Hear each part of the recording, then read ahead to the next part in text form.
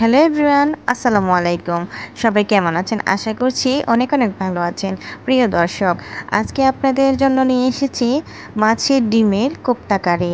তো এটা হচ্ছে রুই মাছের ডিম।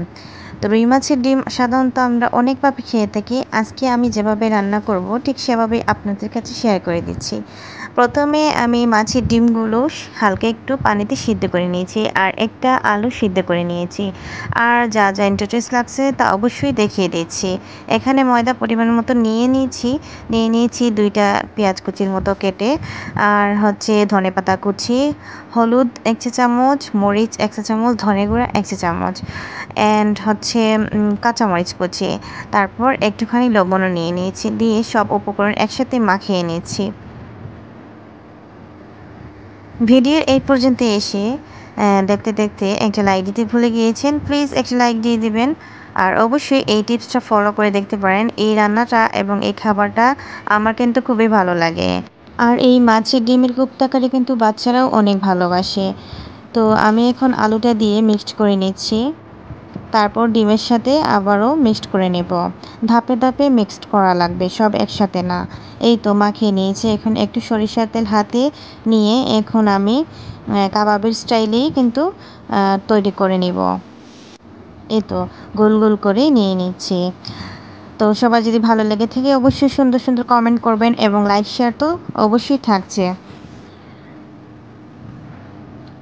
আমার ইউটিউব বক্সে আমার এফবি পেজটা দেওয়া আছে লিঙ্ক। আপনারা অবশ্যই এফবি পেজ থেকে দেখে থাকলে অবশ্যই আমার এফবি পেজটা ফলো করে দিবেন। তো এই তো ধাপে ধাপে একটা একটা করে আমি কাবাবের স্টাইলেই করে নিচ্ছি।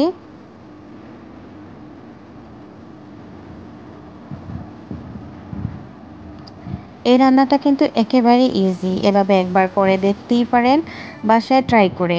দারুণ কিন্তু খাবারটা হয়। গরম ভাতের সাথে অনেক কিন্তু মজা লাগে। এই তো চলে যাব এখন রান্না করতে। প্রথমে আমি ফ্রাই প্যানে তেল দিয়ে দিলাম। তেলটা গরম হওয়ার সাথে সাথেই আমি মাছের ডিমের কাবাবগুলো দিয়ে দিব। এই তো একটা একটা করে দিয়ে দিচ্ছি। আর দেখতেই পাচ্ছেন তেলটা কিন্তু গরম হয়ে গিয়েছে। এখন অপেক্ষা করব লাল হওয়া পর্যন্ত। এভাবে ভেজে আপনারা ভাতের সাথে পরিবেশন করতে পারেন। খুব ভালো লাগে গরম ভাতের সাথে খেতে এইরকম ভেজে। তো আমি হাফগুলো একটু গরম ভাতের সাথে ভেজে এরকম খাবো। আর কোপ্তা কারির জন্য অর্ধেকাংশ করে নেব। এই তো এপিঠ ওপিঠ হয়ে যাচ্ছে, আমি এক পিঠ করে উল্টে পাল্টে দিতেছি। দেখুন কালারটা দারুণ কিন্তু। অবশ্যই চেষ্টা করবেন এই কাজটা লো আঁচে করার, নয়তো পুড়ে যাবে। আর ডিমটা কিন্তু পুড়লে ভালো লাগবে না। এই তো সবগুলো কিন্তু লাল হয়ে গিয়েছে। এখন আমি নামিয়ে নেব।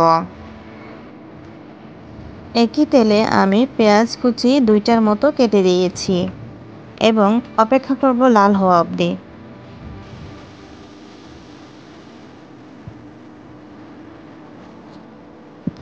আমি একটু তেলটা কম দিয়েছি, আপনারা চাইলে একটু বেশি তেল দিয়েই করতে পারেন। দিয়ে দিচ্ছি আদা রসুন আধা চামচ করে। আদা রসুন বেশি দিতে যাবেন না, নয়তো তিতাও লাগবে আর গন্ধ করতে পারে। এই তো পেঁয়াজটা লাল লাল হয়ে এসেছে। এখন আমি মশলাগুলো দিয়ে দিব। এখানে আমি কম মশলা ইউজ করব। গুঁড়া মরিচ আধা চামচের একটু কম দিয়েছি, হলুদ দিয়েছি আধা চা চামচ এবং ধনে গুঁড়ো দিয়েছি আধা চা চামচ, দিয়েছি জিরা গুঁড়ো আধাটা চামচ। এই তো আমি এখন ভালো করে নাড়া দিয়ে নিব এবং মশলার গন্ধটা চলে গেলেই এখানে আমি কিছুটা পানি অ্যাড করে নেব এবং পানি দিয়েও কিন্তু আমি আরও 5 মিনিটের মতো কষাবো মশলাটা।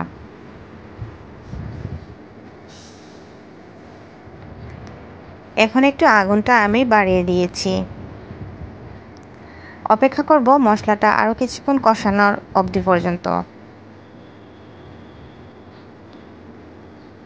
আমি লবণটা দিতে ভুলে গিয়েছিলাম, তারপরে লবণটা দিয়েছি।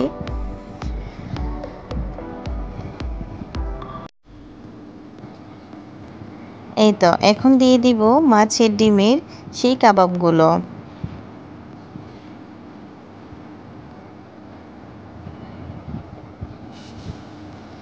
তো দিয়ে দিলাম।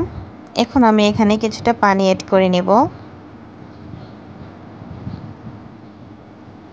এখানে আমি গুঁড়ো দুধকে একটু পানি দিয়ে লিকুইড করে এখানে দিয়েছিলাম, বাট ওইটা স্কিপ হয়ে গিয়েছে। গুঁড়া দুধটা দিলে খুব ভালো হয় এই খাবারটা।